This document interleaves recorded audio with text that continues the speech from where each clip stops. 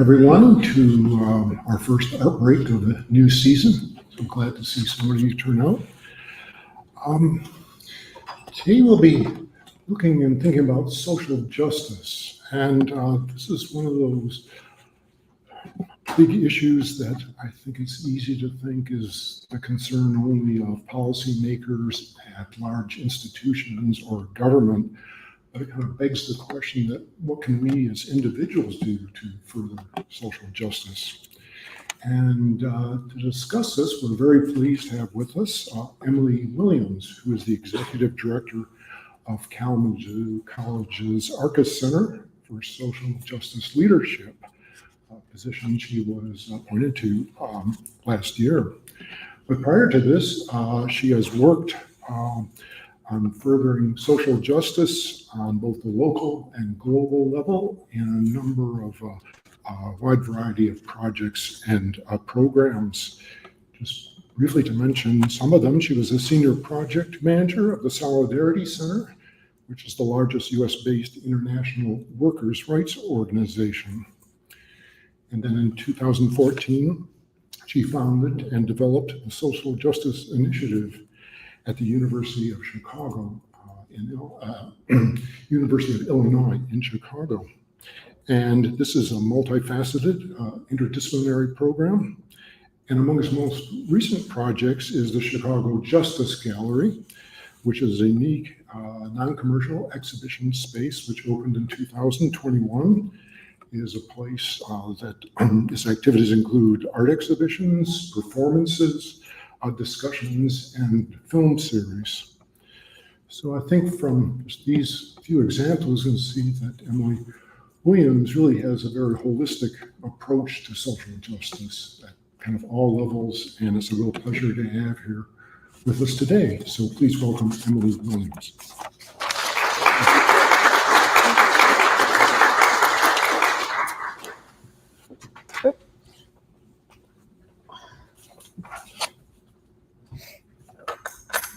All right, thank you.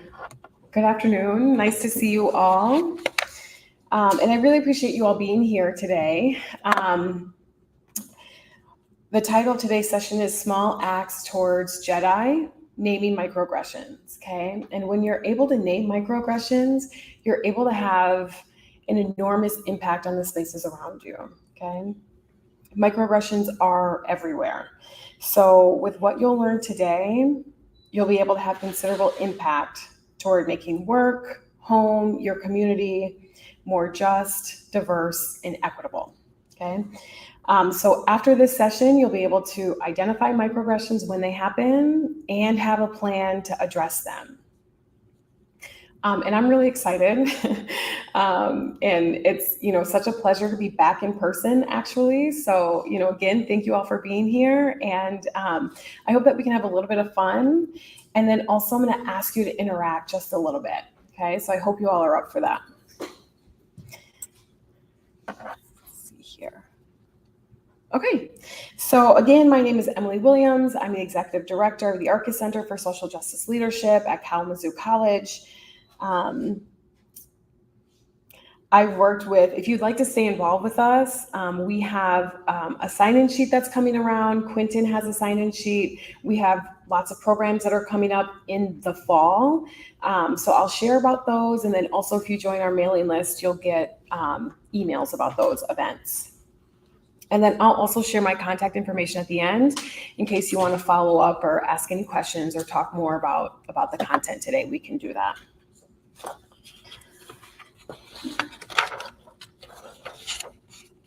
All right, so now it's your turn to introduce yourselves. So we're going to take about 2 minutes and introduce yourself to someone who you don't know. So if you're sitting next to someone who you know, maybe turn behind you or get up and walk to another part of the room where there's someone who you don't know. But we'll go ahead and take a couple minutes to introduce ourselves. So if you'll go ahead and stand up. All right. And make sure that you are with someone who you don't know. All right.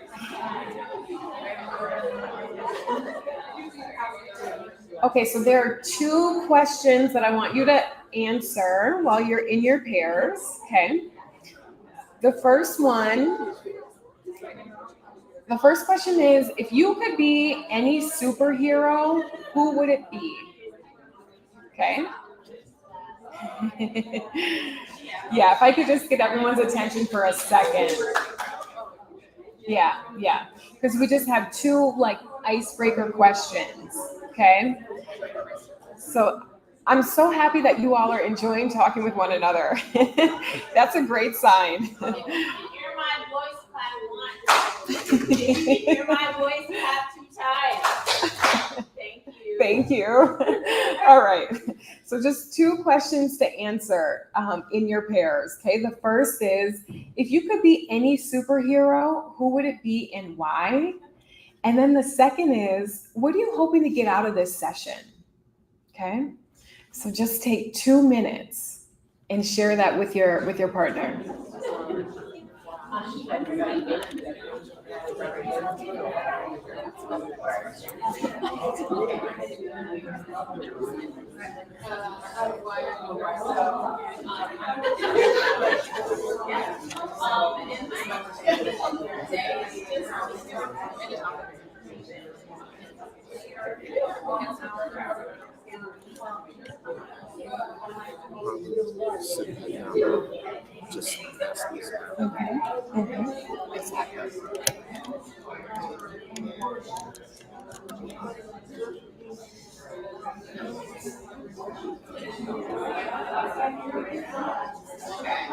Well, you could do it. No, I mean, you can do the check-in, the like pair share. You could introduce yourself to someone and then answer the questions. How about right here? Okay, if you haven't switched yet, go ahead and switch to the other person.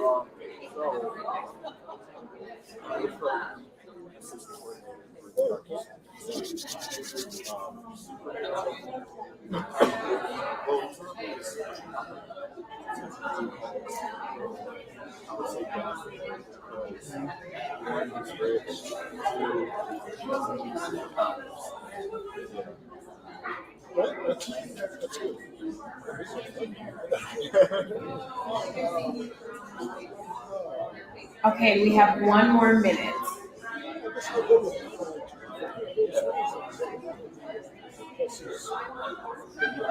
Yeah, exactly. Right.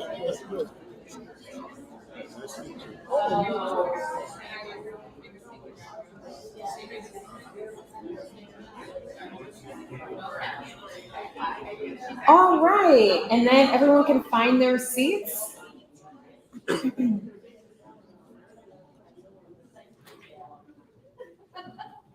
All right, wonderful. Okay, thank you. I can tell that you all enjoyed that. All right, wonderful. Can I have just a couple volunteers to just share about your discussions? Can I have just a few volunteers to share about your discussions?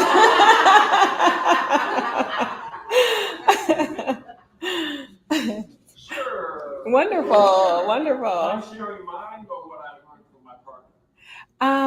You can start with you, but then also if you want to, share about.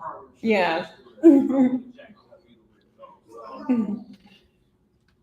For me, honestly, she has such a creative way of going about the hero conversation. It really threw me off, so I got really, really, really simple systems right now. Okay.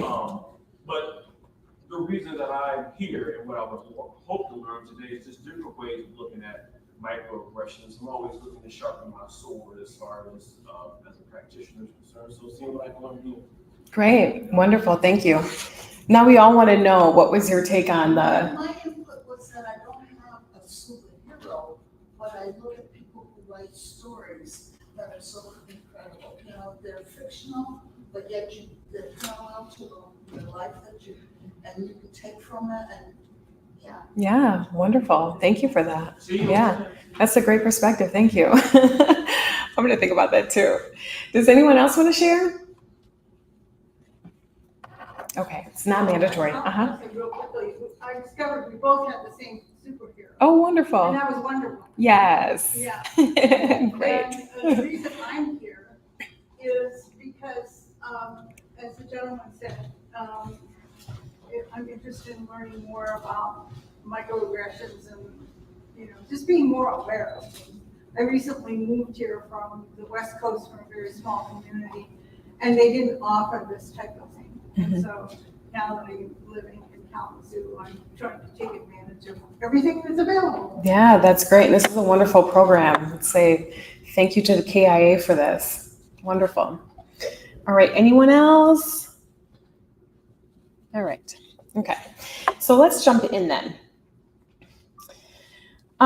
So I'm gonna start with just some framing concepts that are through lines in this presentation, okay? So starting with belonging, okay? Belonging means that everyone is treated and feels like a full member of the larger community and can thrive, okay, right? So it seems like a simple concept when you read it on a big screen like this, but in actuality, belonging is something that many people don't actually understand, right? And it means that everyone, regardless of identities, preferences, or life experience, is treated like a member of community and can thrive, okay? Sadly, we're not at this place yet in our country, in this state, even this city. So we need social justice, right? We have to get to that place where everyone is treated like a member of community and they actually can thrive, right? So here's how we define social justice at the Arcus Center. Can I have a volunteer to read the definition? Yeah. Social justice recognizes the inherent dignity of all people and values every life equally. It calls for both personal reflection and social change to ensure that each of us has the right and the opportunity to thrive in our communities, regardless of our identities. When we acknowledge that oppression exists and work together to end systemic discrimination and structural inequities, we increase the promise of a more just world. Wonderful, thank you. So now, this is a big definition, right? And it encompasses a lot of social issues. And our entry point into the conversation of social justice today is microaggressions, okay? And rather than ignoring microaggressions, because they're happening all of the time, right? And allowing them to cause harm, you can actually choose to interrupt them, right? Encourage others to join you in doing so. And then you can also start to make your organizational cultures, your home spaces, and your communities more equitable and inclusive, okay? And I also want to encourage you to use the term JEDI, right? Justice, equity, diversity, inclusion.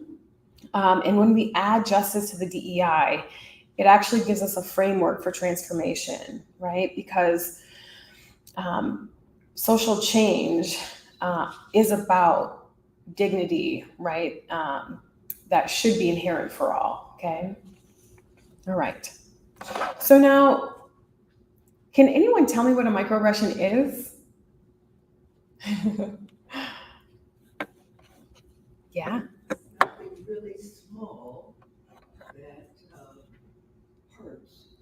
Something, yeah, thank you. Something that's really small that hurts. And then I saw you in the green there. I'll try out. It also includes or reflects a stereotype or discrimination, which is subtle. Yeah, 100%. Yeah, it reflects discrimination, which can be subtle, right? Or harm. Did you also say harm? Yeah, okay, right. Does anybody want to add to that? Yeah. I'd say it's not always intentional harm. There's a lot of implicit bias coming through unintentional. Yep, unintentional harm can be part of it. Implicit bias is often part of it. Absolutely. Anything else? All right. Thank you. Oh, we already did that. Okay. Microaggressions definition. All right. So In general, microaggressions are a form of discrimination that they may seem subtle, but can have serious psychological and emotional consequences for those who experience them, right? And because they are often subtle or nuanced in their delivery, the full weight or meaning of a microaggression may not be fully realized until well after the statement or the action occurred, okay? So now here we have one definition of microaggressions, okay? Anyone want to read it? Yeah, thank you. Microaggressions are defined as the everyday, subtle, intentional, and oftentimes unintentional interactions or behaviors that communicate some sort of bias toward historically marginalized groups. Right, absolutely.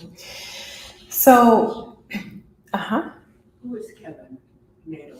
Kevin Nadal. Nadal. Kevin Nadal is a professor of psychology at CUNY in New York. And this definition has been the dominant definition that has of microaggressions, probably for about like the last 5 to 10 years. And Kevin Nadal is a man. Okay, he identifies as a man. So let's go to another definition, okay? Because this is one definition, and here's another definition. Can I have someone else read this definition? Yeah, in the back in the gene. Microaggressions are the crimes, impediments, and abuses committed by white people and people of color because they dislike the color of a person's skin or they deem certain racial and ethnic groups inferior to their own. Yeah, absolutely. So now we have two very different definitions, don't we? Right. And so what does that tell us about the nature of microaggressions? By the way, Marley Kay is a Black woman. About a person, like individual perspective, and then they come on the person that the definition of a microaggression can change. It really is dependent upon someone's personal, individual perspective. Yeah, absolutely. So just for the live streamers, the comment was that microaggressions depends on the person who's defining it, right? And their perspective on microaggressions. Is there anything else anyone wanted to add?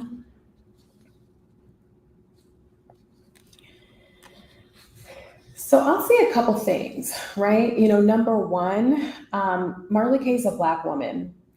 Black women experience the most harassment of any group at work, also the most microaggressions, right? Since 2019, microaggressions have not improved for women of color, for Black women, right? And that's even despite all of the diversity, equity, and inclusion initiatives and emphasis and funding since 2020, right? So it also is about one's experience, right? And this is why we're seeing such a difference in the definitions, okay? All right, any questions about that?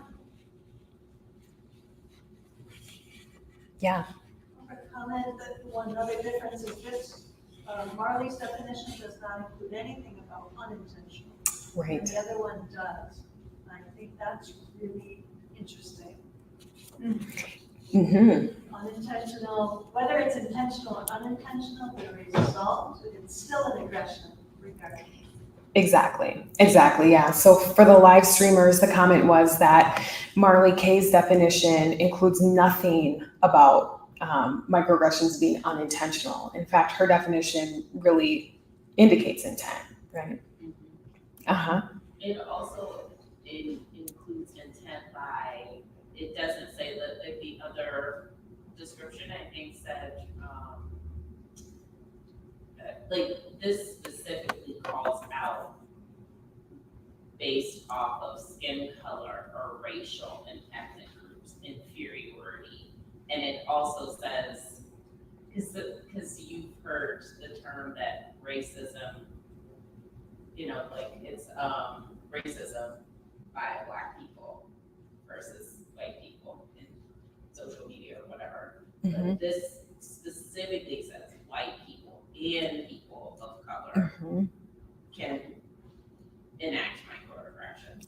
Right, absolutely. Yeah, and for the live streamers, Rahima pointed out that microaggressions can also be done by other people of color, and that the core of them is about, dislike of one's race or ethnicity, right? So calling that out. Absolutely. And when we think about microaggressions, it's important to also understand like the power dynamics there, right? So when we're talking about like the nuance of microaggressions, that's often where a lot of the power play comes in, right? Because a microaggression can happen, and it can often be easy for someone to say, oh, I didn't mean it that way, or, oh, I didn't think that, that would be the end result or that anybody would be offended, right? But the microaggression still occurred, right? All right. Okay. So I think a really good example of that is, do you all remember, I think it was a few years ago, when the woman in Central Park called the cops on a bird watcher, right?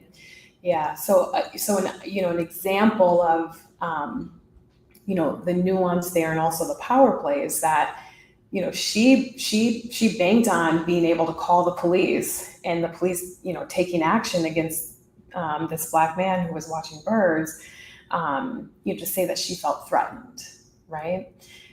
Which is then also playing on, notions that white women need to be protected and are vulnerable, and then also playing on stereotypes of Black men, right? So nothing about the racial dynamics came out in her call, right?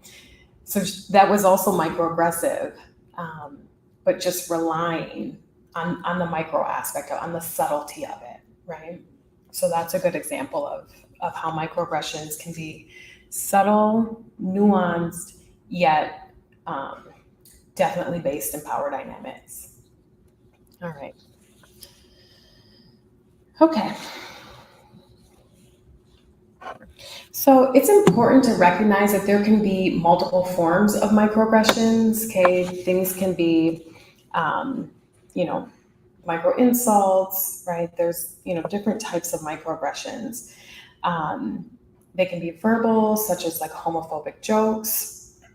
They can be behavioral, such as ignoring a woman's presence in a room. They can also be environmental, such as being in the company like boardroom that has pictures of all of the CEOs and they're all white men, right? What's that communicating, right? I was actually at a city hall a few weeks ago, and they had a hallway of all pictures of white men.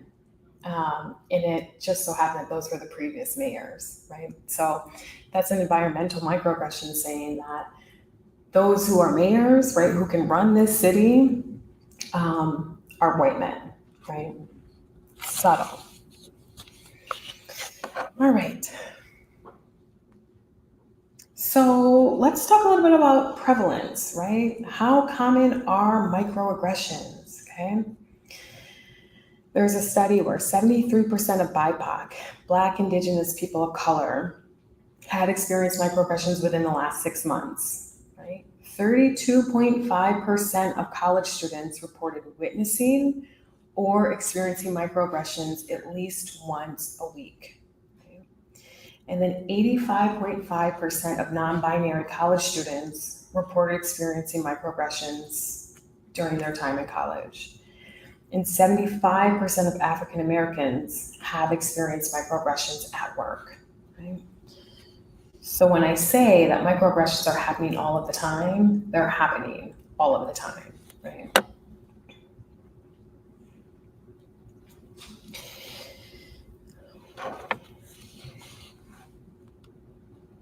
Okay. And then here's the thing, right? We can talk about, oh, microaggressions are subtle, or we could focus on the micro part of it, right? But when they're happening repeatedly over and over and over, it begins to have a really significant impact on the person who's on the receiving end, okay? So 56% of microaggression targets have experienced microaggressions 10 or more times, right? So you think about that going into your place of work or going into the coffee shop that's closest to your home, right? Or your grocery store.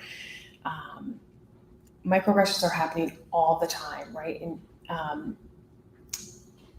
there used to be, this thought that because they're words and not actions can't be hurt by them, right? Who remembers that? Did anyone else hear that saying when we grew up, like, sticks and stones may break my bones, but words can never hurt me, right?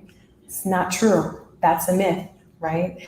And there's other research that shows for people of color that microaggressions are linked to hypertension later in life, right? To heart disease later in life.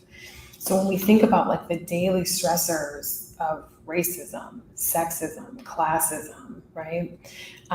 It does have a significant impact on our physical health as well as our mental health, right? So microaggressions are serious, and there's really not much that's micro about their impact. All right, so now let's look at microaggressions in the workplace. I know we have some retirees here, but I think we also probably have some people who are still in the workplace. So 68% of Americans say microaggressions are a serious workplace problem. Okay. Now we could try to counterbalance that with how many workplaces are actually addressing microaggressions. Is anybody's workplace in here addressing microaggressions? 1, 2. Can you like describe what you mean by addressing? Yeah. Training. Yep. I mean trainings, I mean policies, I mean intentional cultural shifts. Right. Okay, wonderful. All right, good. Okay, great. Wonderful. Okay, all right. This is not my typical audience. So that's great, because 36% of Americans have witnessed microaggressions at work, 26% of Americans have experienced microaggressions at work, and 64% of women have experienced gender-based microaggressions at work, right? So they are common. So what exactly do they look like at work?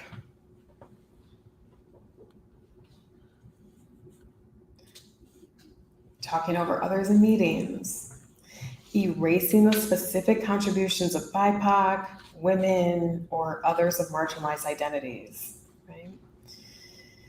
Choosing not to copy BIPOC, women, or others of marginalized identities on communication with necessary information. Does that ever happen to you? You know you're supposed to be in a meeting, but somehow you didn't get copied on that email? Happens often, right? Telling someone that they're articulate or that they have good English, right? That's like communicating a bias, because it says, often it's said to someone who's, not a native English speaker or a person of color. And what that's doing is saying that you assume that they would not speak good English for some reason or another, right? Only promoting those with similar identities and backgrounds as yourself, okay? Because again, that's reinforcing the notion that only people who look like you, have life experiences like you, can be in positions of leadership, right? And then being skeptical of BIPOC and women's qualifications, okay?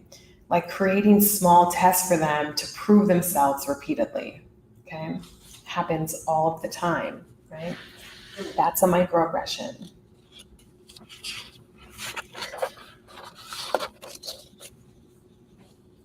Would you explain what you mean by small tests? Small tests to like prove yourself over and over? Yeah, like let's just say that there's a senior leader in an organization. She's a woman of color. She's got like a great idea, right? She shares it in a meeting, and rather than like her colleagues saying, okay, yeah, that's a great idea, let's run with it. It's like, oh, well, maybe we need to run the numbers on that. Or is there a case study? Can you tell us about a time when that worked? Things like that. All right. Let's do another paired share.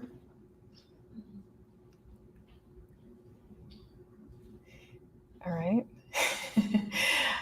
Because this is heavy. And so I want you to answer the following questions, okay? Have you observed these microaggressions? Have you experienced them? Have you interrupted them? Okay, there's no judgment, right? But it's a good moment to process, okay?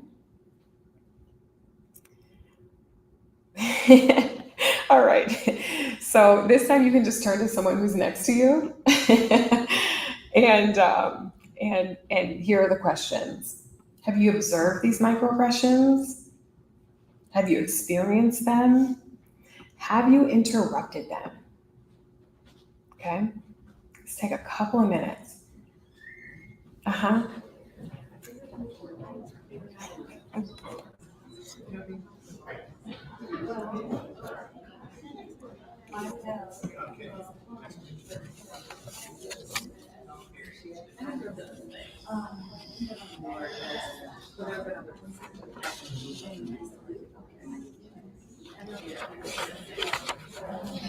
Am I supposed to wrap up right at 1? I'm sorry? Am I supposed to wrap up right at 1? It's okay. And it's just, Okay. it's good.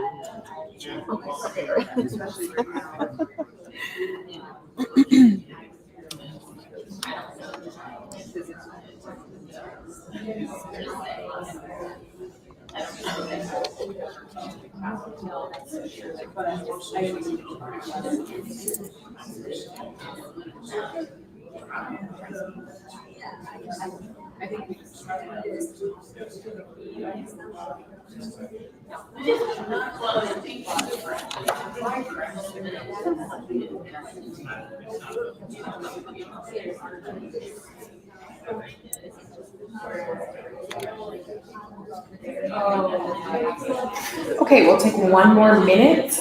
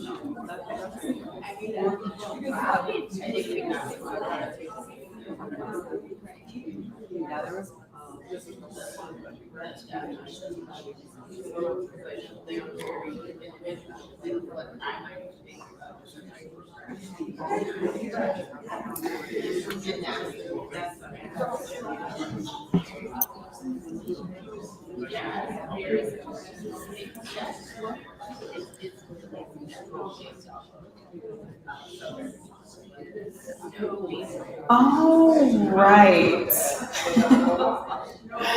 So, yeah, we'll come back.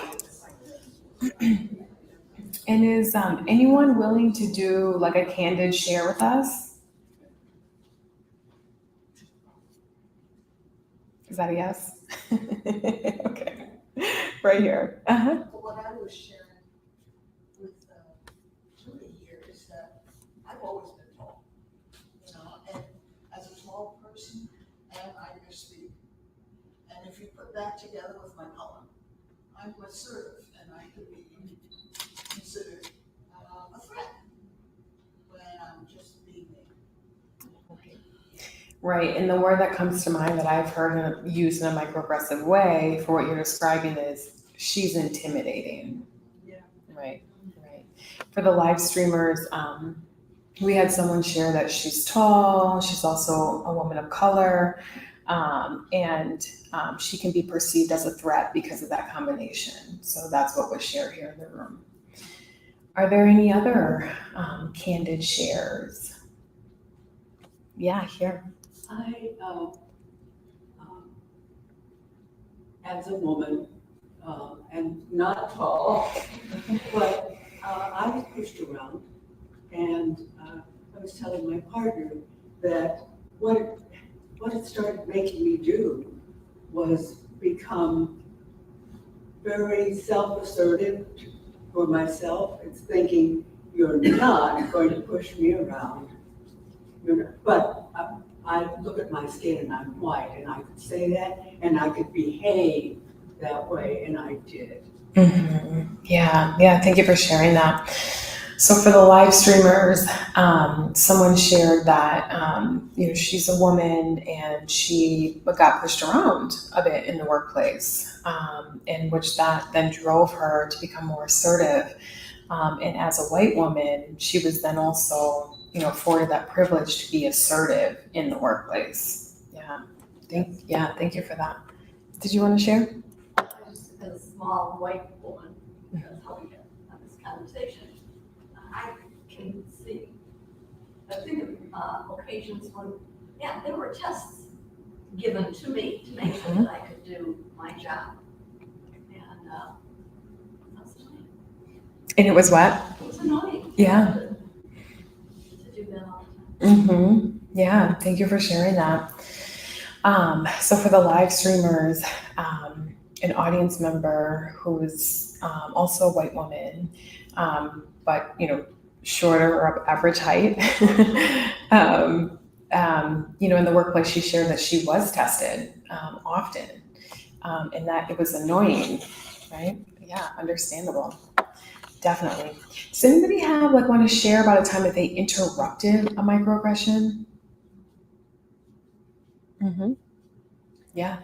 Well, my boss is next to me. Ah. Previous, but the thing is, so there's been times when I haven't been able to address it, and there's times when I have.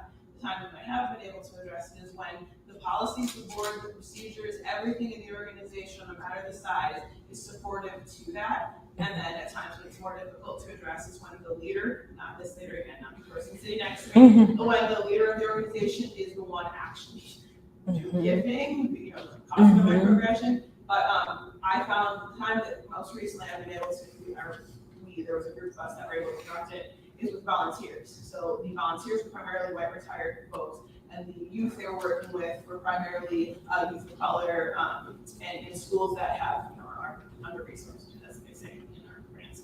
And the volunteers didn't understand any, the things they would say about the youth. And so as a staff, as a team, and then finally as the staff pushed out the board to be able to change the volunteer training, because microaggressions were happening constantly. Mm-hmm. So that's a broader perspective of it, so not specific. So sorry.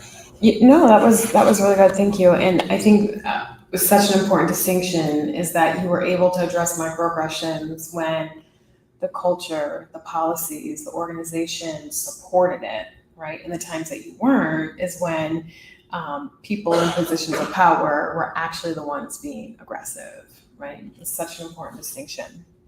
All right, thank you for that. All right, now if microaggressions are happening so frequently, what is their impact? Okay, here's the individual impact of microaggressions. People often feel isolated. It can diminish a person's self-esteem, especially over time. I mentioned this earlier, there's an increased risk for hypertension and heart disease, high levels of stress, right? Loss of sleep, okay? Think about having to get up and go to work every morning in a workplace where there are chronic microaggressions, right? Anxiety and even suicidal thoughts, okay? Did anyone follow Meghan Markle's experience in the royal family? Yeah, she talked about how the frequent microaggressions actually caused her to have suicidal thoughts. Right? So, even when microaggressions can be subtle and nuanced, they have an enormous impact. Okay? And here's the cultural impact of microaggressions, right? They reinforce harmful stereotypes, okay?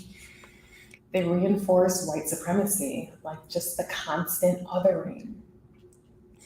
And I think this is also really detrimental, and sometimes we forget this, but it obscures systems of oppression and inequality, right? So often we're not even addressing the root cause of the issues because microaggressions obscure them, right? So now, when we consider like the overall impact of microaggressions, they further entrench systemic oppression, okay? And the clearest, like recent example of this right now is the wave of book bans that's happening across the country, okay? You know, there are books that are being banned, and those books are about race, they're about gender, they're about sexuality, right? And those bans, they target groups with marginalized identities, right? And seek to create an environment that's absent of affirming content, right? And information.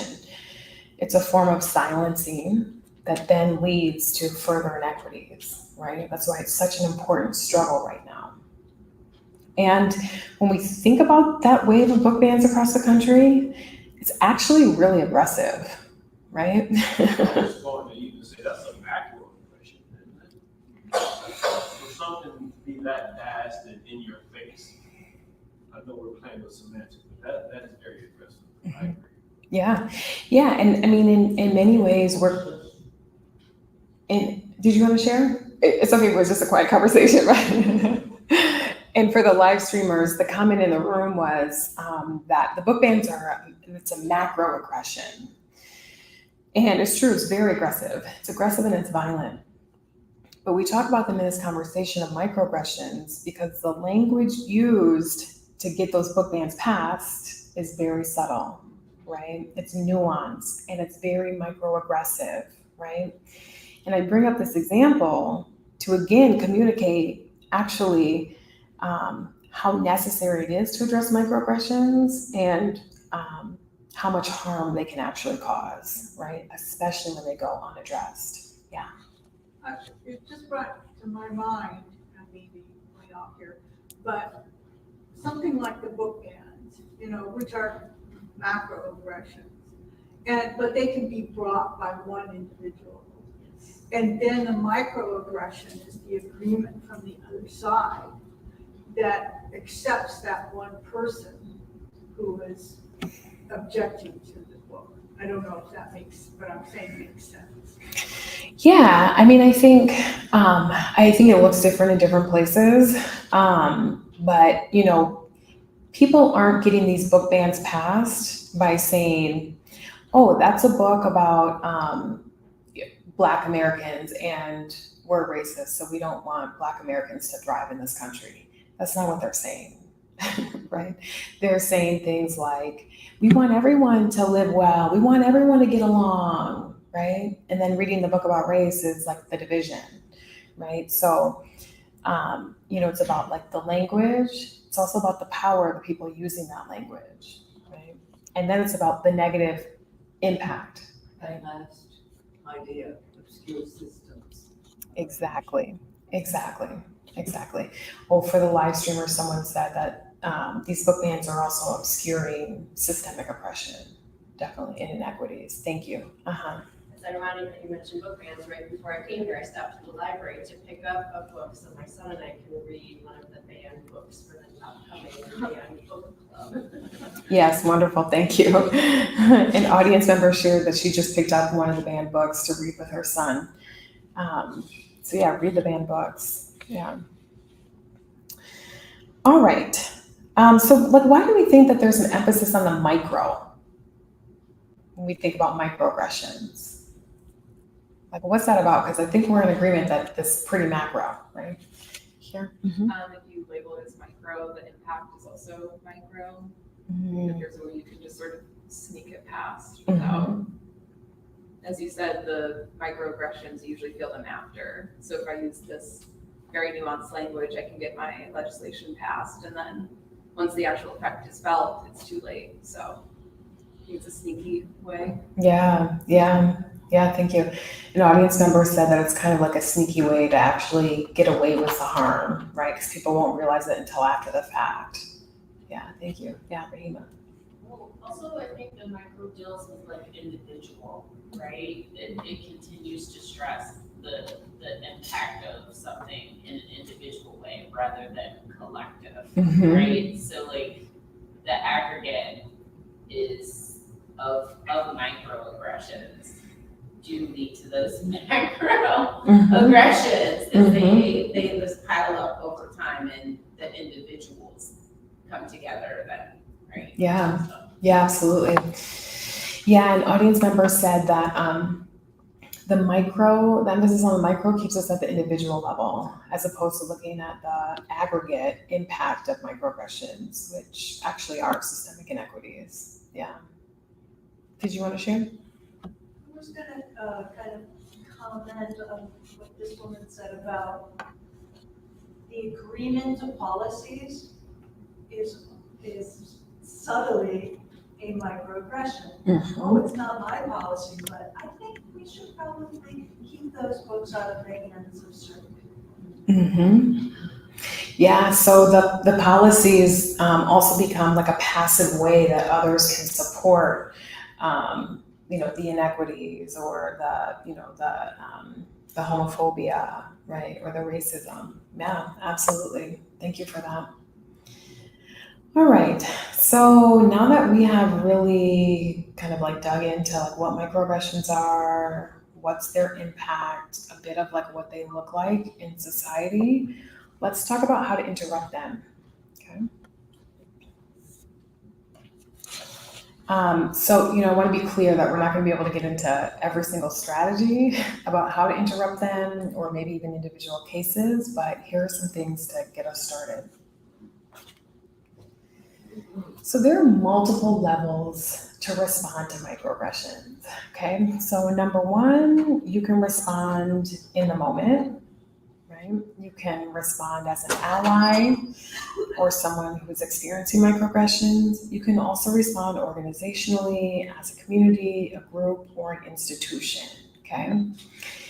Now let me say something about responding in the moment. I hear this so often, right? Someone experiences a microaggression. After the fact, they're realizing it was a microaggression and they're playing in their mind, like, I should have said this, I should have done that. And that's a lot of pressure, right? Responding in the moment isn't always the best thing to do because what I see happening more often than not is a knee-jerk response, right? And then that causes second guessing or maybe unintended consequences. So if you experience a microaggression in the moment, you don't have to feel pressure. Don't beat yourself up if you didn't give the perfect response, right? Because that's also part of the nature of microaggressions, is they're designed to be stealth in the moment, right? And this is the other thing that I hear a lot too, which prevents people from responding to microaggressions, is like, well, that's between them, or it's none of my business, right? But if you observed it, it's part of your business, right? And it's okay. It's actually good to speak up, right? Because you can take a stand. You can say, I'm not going to tolerate that in my space, right? I'm not going to tolerate that in my workplace, even if I wasn't the target of the microaggression, okay? That's like what it means to be in solidarity with someone or to be like a really an active ally, right? Is to interrupt the harm. And then, of course, we heard some really good examples where people share that their workplaces are addressing microaggression. So that's a really great way to do it too. Having explicit policies, creating a culture where these kinds of conversations are happening, where it's not allowed, right? All right.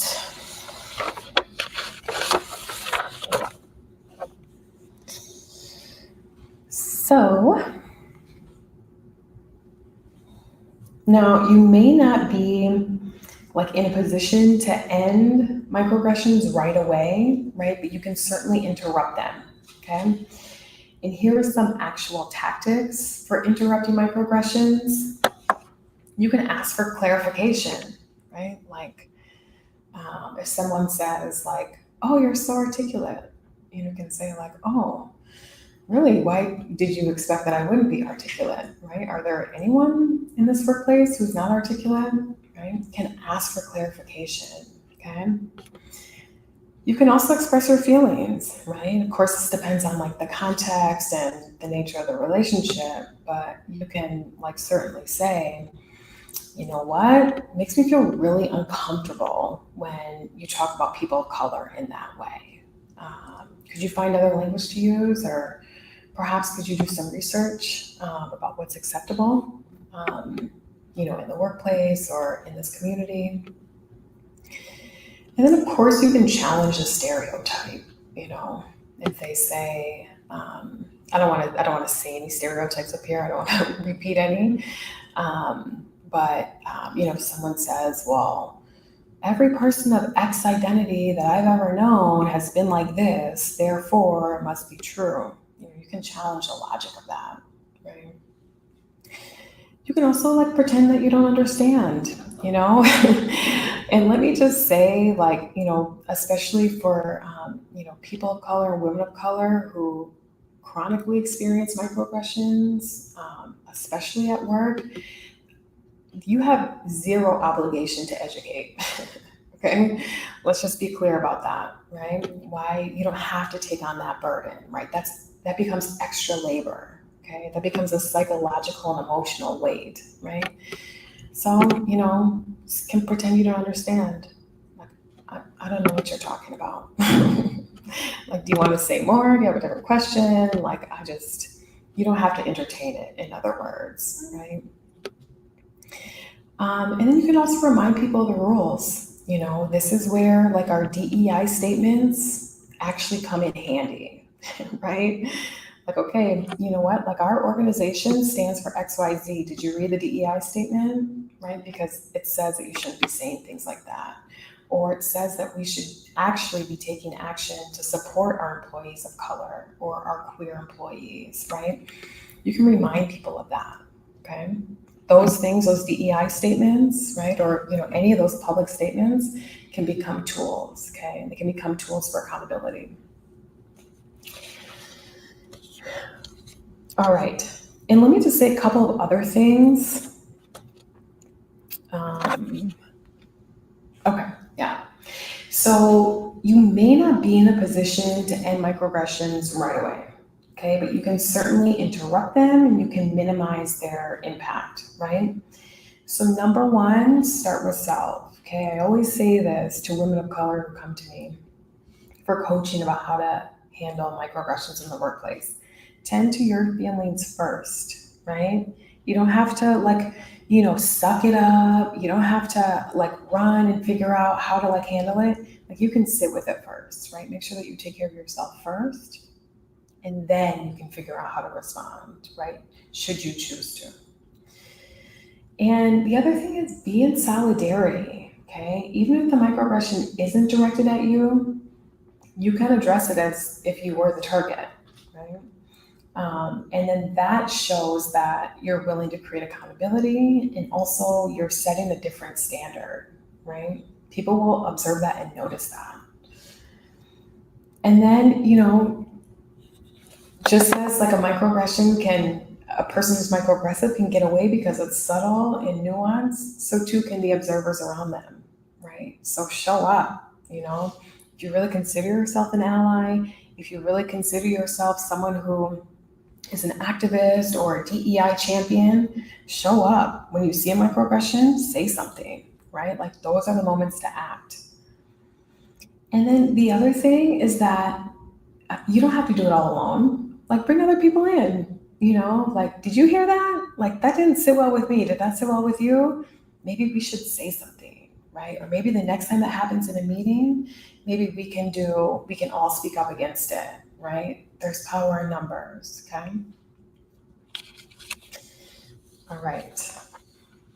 And especially when it comes to things like the local book bans or like the wave of like anti-trans policy, like showing up collectively in numbers, that makes a difference, right?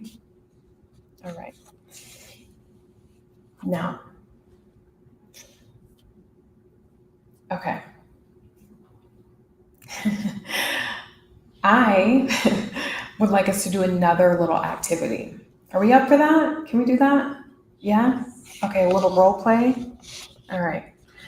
So I'm gonna put a slide up of like common microaggressions in pairs. You're gonna just practice responding, practice interrupting the microaggression. Okay, we good? Can we do it? Yeah? All right.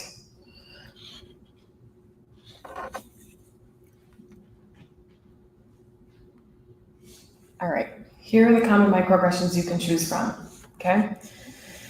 Where are you from? No, like really from. Have you heard that? Yeah. You're so articulate. Right. Oh, your name is too hard to pronounce. Can I call you something different? Okay. All right. So let's just take a few minutes. Pair up, my friends, and then we'll do this activity. And we'll just take 5 minutes. You can just practice, get comfortable with it.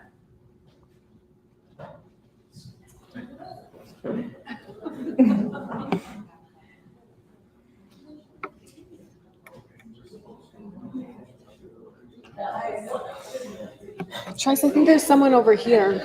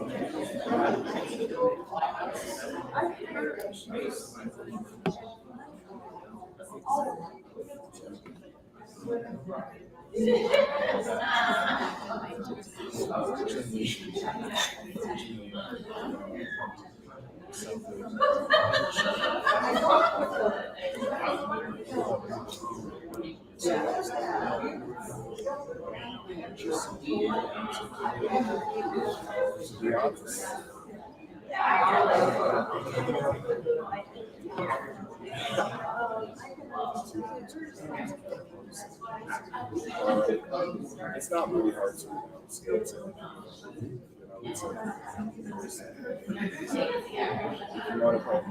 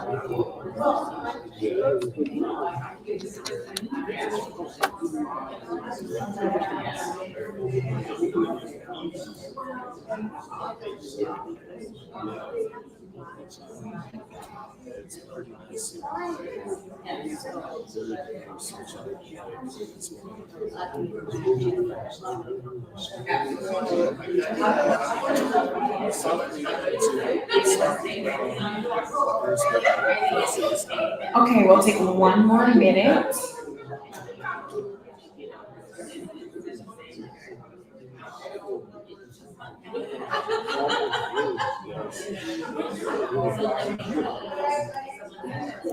oh yeah.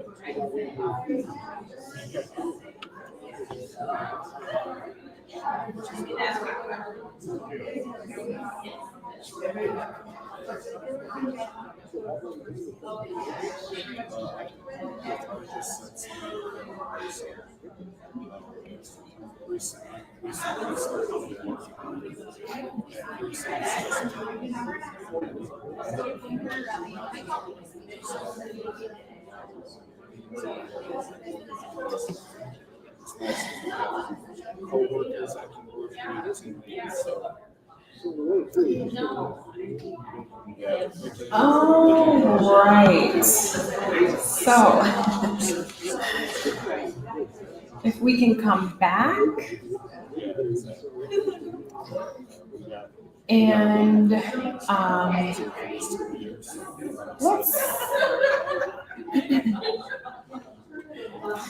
let's hear from some folks. how was that experience? How did you interrupt the microaggression? Let's hear from some people. Those are really lively conversations, so I know. Some things to share from Hema. I'll go back because I've experienced all three of those. And I think that Nancy and David and I, we paired up. And I think the one thing, we kind of moved to was the name, hard to pronounce. And I am actually in that group. So it's not, but I've been there. And so I said, I guess the thing is I'll repeat it for you so you can pronounce it right. Yeah. You know, or I'll repeat it for you instead of saying, yeah, sure, call me, you know, my name is. Exactly, yeah, thank you. So for the live streamers, Rahima, our audience member, said that she actually has experienced the last microaggression that's listed on the slide right now. And instead of saying, yes, you can call me something else, she says, I'll repeat my name so that you can pronounce it correctly. Wonderful. Thank you. Yeah. On the first one, I've seen that interaction before. And I remember some time ago, somebody had told me once that, you know, when you get asked an inappropriate question, to turn it around and say something like, well, why do you want to know? And then it puts the ball back in their court, and you don't have to deal with it from that point. Yeah. More or less. Yeah, thanks for that. So for the live streamers, our audience member said that, you know, when she experiences a microaggression, she puts it back on the other person. Like, what do you mean by that? Right? Then they're left to explain and justify. And the pressure is off of you to respond. Yeah.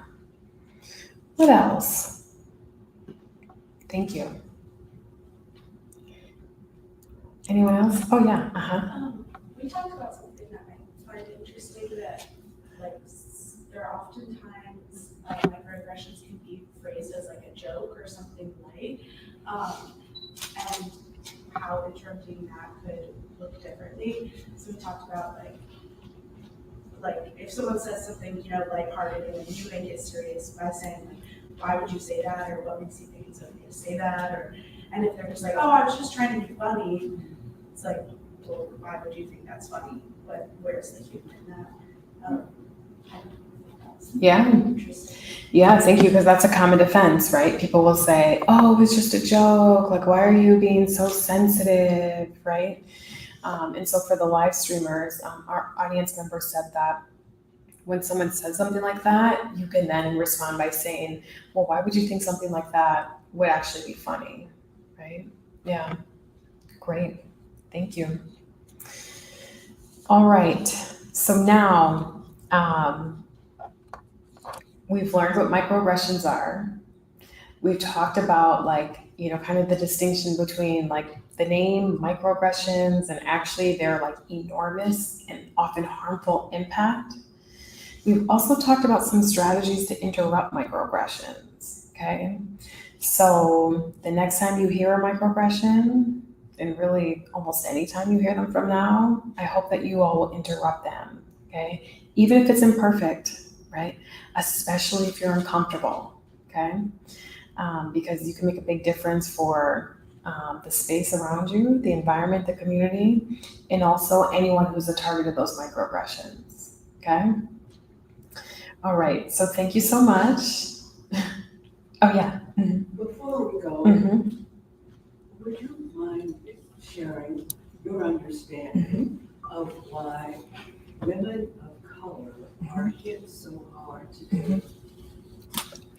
By microaggressions and systemic racism and classism, things like that. Let me see here. I think, without getting into all of the theory, I think it's really about the intersection between race and gender, right? I think that's one reason why. So it's easy for women of color to experience racism by non-women of color, right? And even white women, right?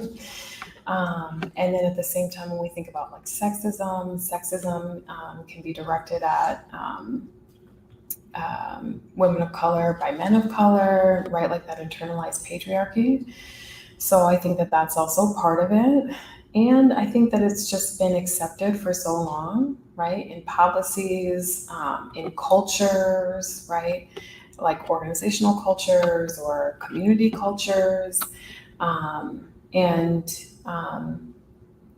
You know, I think at the same time, we're also seeing a lot of women of color creating their own spaces, creating their own narratives, creating their own businesses, their own workplaces, right? Which offers us an alternative model. Because when we think about, you know, like the kind of like our culture of work, you know, it's pretty similar across organizations or across company, right? Because it's on some level hierarchical, right? Those who are at the top look a particular way, those who are at the bottom. And to like shift those cultures is more difficult than just create new ones, right? Yeah. Yeah, we might have to do a whole lunch talk on that. Okay, so let me just give you a little rundown. So I want to share some events that we have coming up this fall at the Arcus Center. And then also if there's more Q&A, we can do that, okay? So number one, on September 25th, we are having a teach-in about human rights and democracy, okay? Because both are under threat in this country and in many places in the world. And so you can come to that teach-in and learn about that, but then also learn about what you can do, okay? We are so honored to have our first human rights fellow. Her name is Tamara Davila. She is a former Nicaraguan political activist and political prisoner. So she's here with us all year to tell us about human rights violations and the activism that's actually required to protect our human rights. And she has a lecture. It's called Resilience and Hope in the Fight for Justice in Nicaragua. And that's happening on November 8th. And all of these will be at Kalamazoo College. We also have, we're really excited, we have an Indigenous facilitator who's coming from Canada to be with us for about a week. And they're gonna lead multiple workshops. One of them is called How Do You Cook Your Rice? And that's about looking at food and identity and how it can be create a sense of belonging, but also create a sense of connection across difference. And we're actually gonna eat at that one. So come to that. That's on October 18th. And then on October 19th, they're gonna lead another workshop for us. And it's really about how do we go beyond the land acknowledgement, right? Has everybody heard the land acknowledgement? Yeah, so how do we go beyond that and actually look at decolonizing our racial justice efforts, right? So that'll be a really informative workshop and exciting. I think everybody will be able to leave with some new ways to advocate, okay? For land rights, for Indigenous rights, and even for racial justice. And that is on October 19th. So if you signed up on the sign-in sheet, you'll get emails about those from us. Also, I have a few flyers right there on the corner. And so you can take those as well. And if you wanna get in contact with me, there's my contact information. And I'm happy to do just a bit of Q&A if people have questions or wanna talk more. Thank you.